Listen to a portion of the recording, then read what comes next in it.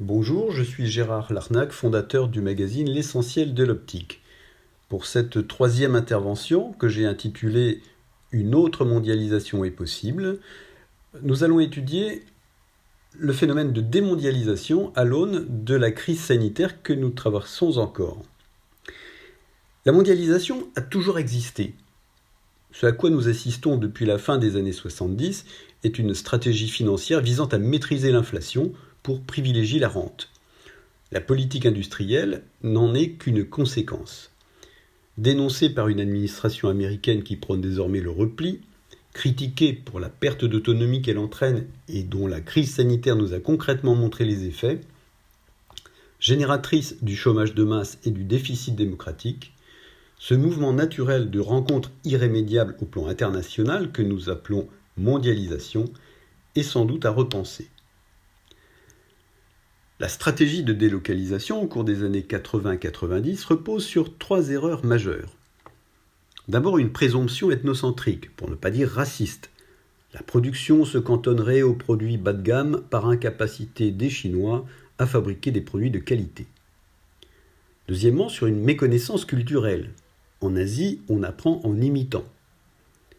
Puis enfin, sur un leurre politique majeur. Le marché apporterait naturellement la démocratie. On sait désormais qu'il n'en est rien.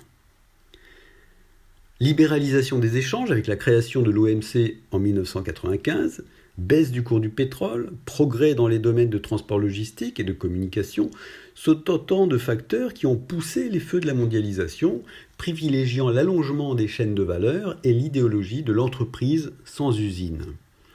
Jusqu'à ce que la crise financière de 2008 ne vienne rebattre les cartes. Aujourd'hui, par transfert de technologie, les produits haut de gamme venus d'Asie rivalisent, quand ils ne les surpassent pas, avec les produits nationaux. La nouvelle polarité États-Unis-Chine, issue de la disparition en 1991 de l'URSS, exclut l'Europe, ou du moins la réduit à la portion congrue. En Chine, la démocratie n'est toujours pas là, bien au contraire. La plupart des usines à bas coût sont des structures disciplinaires dont l'envol économique n'a fait que raffermir la nécessité. La politique de délocalisation, qui s'étend désormais aux services et aux domaines de pointe, est donc un désastre à plusieurs dimensions. Elle a disqualifié la France dans la compétition mondiale tout en brisant la transmission des savoir-faire. Elle a renforcé et légitimé un monstre politique, en même temps champion de la productivité et du régime tyrannique, pour ne pas dire totalitaire. Elle n'a au fond servi qu'à éviter l'inflation, au détriment de l'emploi, dont elle a détruit la quasi-totalité du secteur productif. Ce n'était donc qu'un projet financier et non industriel. Les délocalisations ont généré le chômage de masse et le recul social. Elles sont apparues comme parfaitement insoutenables dans le contexte de changement climatique.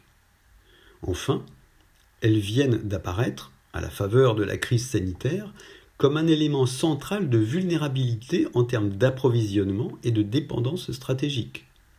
Une fragilisation rendue manifeste par la crise de la Covid-19, où toute la politique de santé n'a été dictée, au fond, que par les pénuries.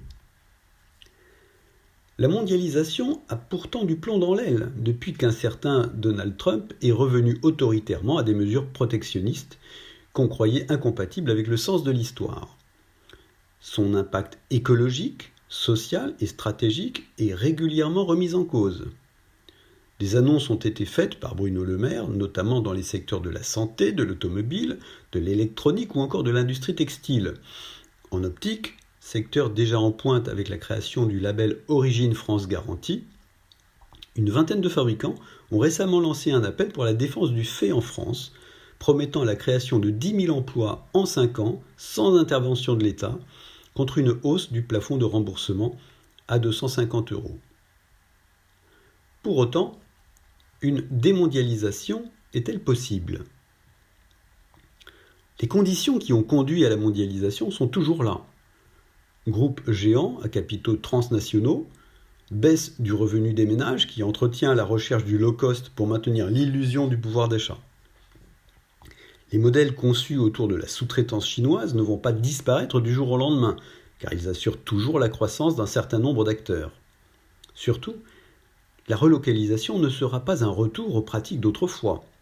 Fondée sur la robotique, l'automation et la production à l'unité à travers les imprimantes 3D notamment, elle ne créera pas autant d'emplois qu'on veut bien le dire. Et ceux qui seront créés ne le seront qu'en détricotant un peu plus le droit du travail.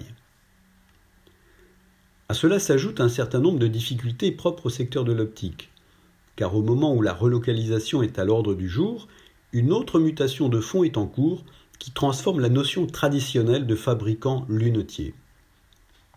En réintégrant leurs griffes pour en assurer eux-mêmes l'image, la promotion et la diffusion, les groupes de luxe changent radicalement le rôle du lunetier. C'est le passage historique d'une culture industrielle à une culture de marque. En les privant ainsi des licences qu'ils leur avaient concédées auparavant, les groupes de luxe viennent capter l'essentiel de la marge, réduisant le fabricant d'autrefois au rôle de prestataire, de sous-traitant. En assurant à la fois la qualité industrielle et la qualité de la mise sur le marché, celui-ci disposait naguère d'une pleine maîtrise du produit. Ce n'est plus vrai. Et rien n'indique qu'il ait conservé une avance concurrentielle face à la production asiatique d'aujourd'hui. Fort heureusement, cette mutation n'est pas la seule. Les grandes enseignes de la distribution connaissent un fort succès grâce à leurs marques propres. Jadis produits d'entrée de gamme, les marques de distributeurs deviennent de plus en plus sophistiquées et se transforment en collections exclusives à haute valeur ajoutée, pour ne rien dire des collections privées de certains assureurs. Il y a là comme une planche de salut pour les fabricants français et la préservation de l'activité industrielle. Sous-traitant des groupes de luxe, producteur de MDD, le lunetier peut aussi sortir par le haut en devenant sa propre marque. Le marché peut s'enorgueillir de compter un certain nombre d'acteurs de ce niveau. Si l'excellence de ces produits est reconnue et la réputation bien établie, il faudra cependant rivaliser avec la force de frappe des griffes internationales en termes de marketing et communication. Car en plus de convaincre l'opticien, le fabricant devra également séduire directement le grand public. La marche est haute. Cela peut passer par des magasins de marque, à l'image des boutiques Ray-Ban par exemple. Sauf à disposer de budgets extravagants, il lui faudra réinventer sa relation avec le distributeur, ainsi que la désirabilité de ses produits. Cela suppose aussi qu'il soit nécessaire d'être une griffe pour vendre des lunettes. Or, toutes les études disent à peu près le contraire. La griffe n'est jamais le premier critère de choix. Cela veut dire que l'opticien, plus il monte en compétence au niveau argument, explication, visagisme et accompagnement, et plus il peut se passer de l'effet marque. Il faut cesser de considérer uniquement le prix pour mieux prendre en compte la marge. C'est elle qui compte. L'optique n'a eu besoin des griffes que par manque de compétences commerciales. En diversifiant les profils de recrutement, cette époque est peut-être révolue. L'histoire contemporaine du secteur optique est d'abord liée à la grande révolution de la désintermédiation dont la fusion Essilor-Luxottica et peut-être Grand Vision donne le modèle. C'est à l'aune des nouveaux principes que celui-ci impulse qu'il faut repenser l'indépendance, le circuit court et la relocalisation.